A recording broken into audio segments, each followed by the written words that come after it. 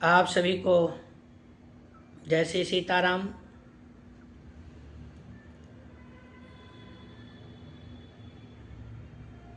भगवान श्री राम, माता सीता पार्वती, माता सीता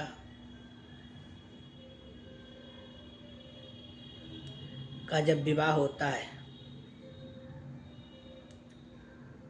तो उनके विवाह के लिए उनके पिता शीरध्वज, जिन्हें आप जनक कहते हैं, जनक तो हर उस पिता की संज्ञा है जिसने किसी को जन्म दिया है। जो जन्म देता है वो जनक है। माँ सीता के पिता का नाम शीरध्वज था। शीरध्वज और कुशध्वज दो भाई थे। तो धनुष यज्ञ में जब हुआ तो तुलसीदास जी ने कवितावली नामक अपने ग्रंथ में किस प्रकार से लिखा है छंदबद्ध, आज मैं उसको रखूँगा। इसके पूर्व बाल लीला और बाल झांकी भगवान की कवितावली से मैं कह चुका हूँ। आज मैं धनुष यज्ञ की पंक्तियों को रखता हूँ। स्वर हमारा विशेष अच्छा नहीं है, लेकिन भाव अच्छा है। अच्छा लगे तो आप लोग अवश्य सुना करें।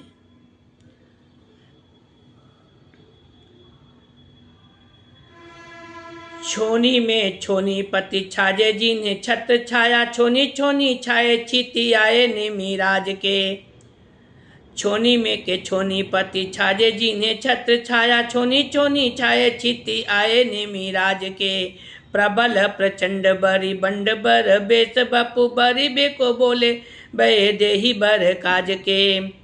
बोले बंदी विरुद्ध बजाई बर बाजने उ बाजे बाजे वीर बाहु धुनत समाज के। तुलसी मुदित मन पुर नर नारी जेते, तुलसी मुदित मन पुर नर नारी जेते। बार बार हेरे मुख औध मृग राज के, बार बार हेरे मुख औध मृग राज के। जिनके ऊपर राज छत्रों की छाया शोभायमान है और ऐसे पृथ्वी भर के राजा लोग झुंड झुंड के महाराज जनक के यहाँ आकर उनके स्थान में छाए हुए हैं। वे बड़े बड़े बलवान, प्रतापी और तेजस्वी हैं। उनके शरीर और वेश भी बड़े सुंदर हैं और वे श्री सीता जी को वर्ण करने के शुभ कार्य में बुलाए गए। श्रेष्ठ बंदीजन उनकी बिरदावली का बखान करते हैं। बाजे वाले बाजे बजाते हैं। उस राज समाज के कोई वीर भी अपनी भुजाएं ठोंकते हैं। तुलसीदास जी कहते हैं कि इस समय जनकपुर के जितने नर नारी हैं वे सभी अवध केसरी भगवान राम का मुख बारंबार देखते और मन ही मन प्रसन्न होते हैं। सिय के स्वयंवर समाज जहाँ राजन को, राजन के राजा महाराजा जाने नाम को। अपवन पुरंदरु कृषानु भानु धन दुसे, गुण के निधान रूप धाम सो मुकाम को। बान बलवान जातु धान पुसरी के सूर, जिनके गुमान से दशालिम संग्राम को। और तहाँ दशरथ के समर्थ नाथ तुलसी के, चपरी चढ़ायो चापू चंद्रमा ललाम को, चपरी चढ़ायो चापू चंद्रमा ललाम को। सीता जी के स्वयंवर में जहाँ राजाओं का राज समाज जुड़ा हुआ था, बहुत से राजेश्वर और सम्राट थे। उनके नाम कौन बता सकता है। वे वायु, इंद्र, अग्नि, सूर्य और कुबेर के समान गुणों के भंडार और ऐसे रूप राशि थे जिनके सामने चंद्रमा तथा कामदेव भी कुछ नहीं। उनमें बाणासुर और राक्षसराज रावण जैसे शूरवीर भी थे, जिन्हें संग्राम भूमि में सदा ही सकुशल रहने का अभिमान था, जो संग्राम में हमेशा विजयी रहते थे। कोई नुकसान नहीं होता था, छत्र रहित होते थे वो। उसी राज समाज में तुलसीदास के समर्थ प्रभु दशरथ नंदन राम ने चपलता से चंद्रमौली भगवान शंकर का धनुष तोड़ दिया। मयनु दहनु पुर दहनु गहन जानी, आनि के सबय को सारु धनुष गढ़ायो है। जनक सदस्य जेते भले भले, भूमि पाल किए बलहीन बलु आपनो बढ़ायो है। कुल से कठोर कूर्म पीठ ते कठिन अति हठिन पिना कुकाऊ चपरी चढ़ायो है। और तुलसी सो राम के सरोज पानी पर सती टूटो मानो बारे ते पुरारी ही पढ़ायो है। श्री महादेव जी ने काम का दलन और त्रिपुर का नाश बहुत कठिन समझकर सब कठोर पदार्थों को मंगाकर उनका सार रूप ये धनुष बनवाया था। उसने जनक जी की सभा में जितने बड़े बड़े राजा आए थे उन सभी को बलहीन कर अपना ही बल बढ़ा रखा।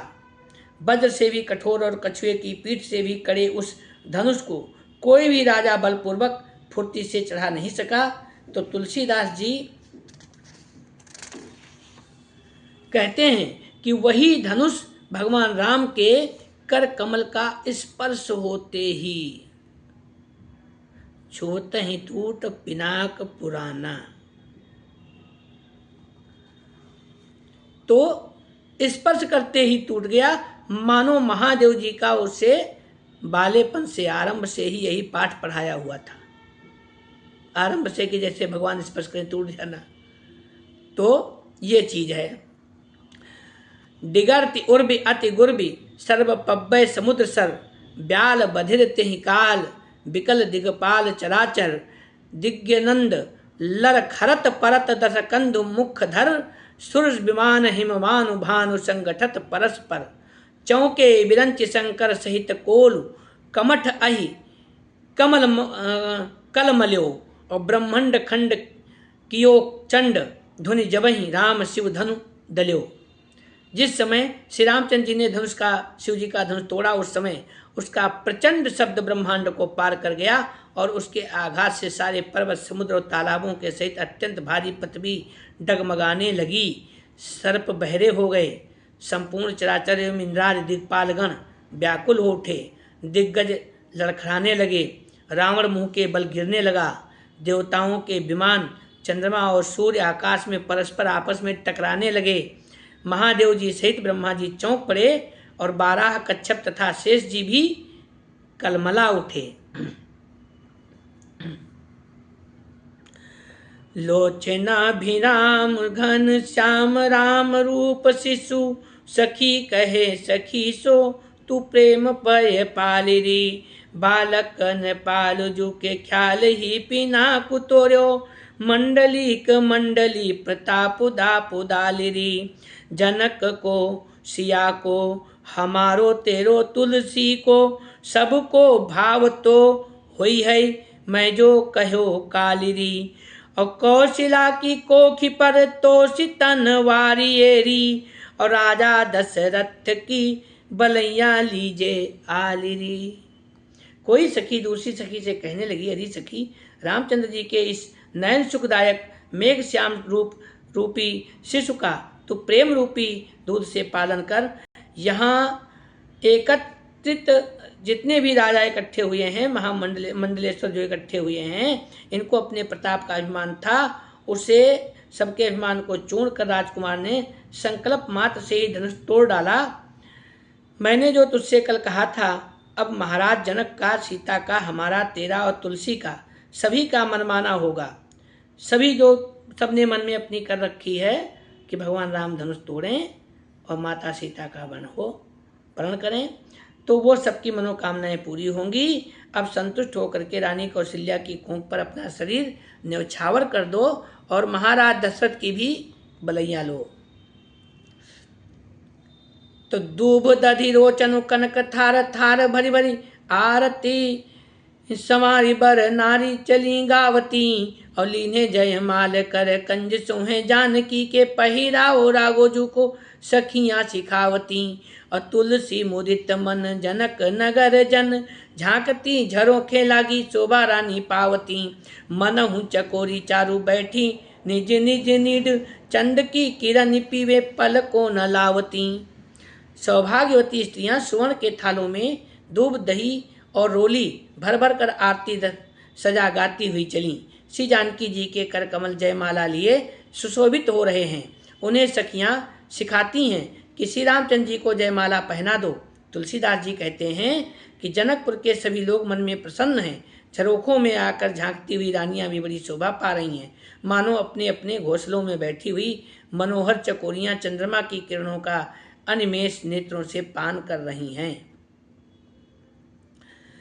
नगर निशान बर बाजे व्योम दुंदुबी विमान चढ़ी गान के सुर नारी नाचही जयति जयति हूँ पुर जय माल राम उर बरसे सुमन सुर रूप रूपे नाचही रूरे रूप राचही और जनक को पनु जायो सबको भाव तो भयो तुलसी मुदित रोम रोम मोद माचही और सांवरो किशोर गोरी शोभा पर त्रन तोरी जोरी जियो जुग जुग जुबती जन जाचही। नगर में मनोहर नगाड़े और आकाश में दुंदुबियां बज रही हैं।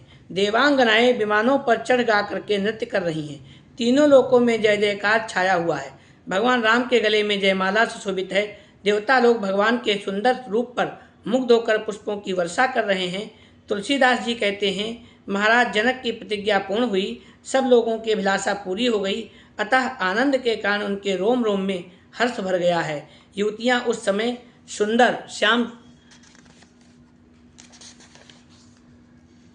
सुंदर कुमार और गौरवर्णा कुमारी की शोभा पर तृण तोड़कर मनाती हैं कि यह जोड़ी युग युग जीवित रहे।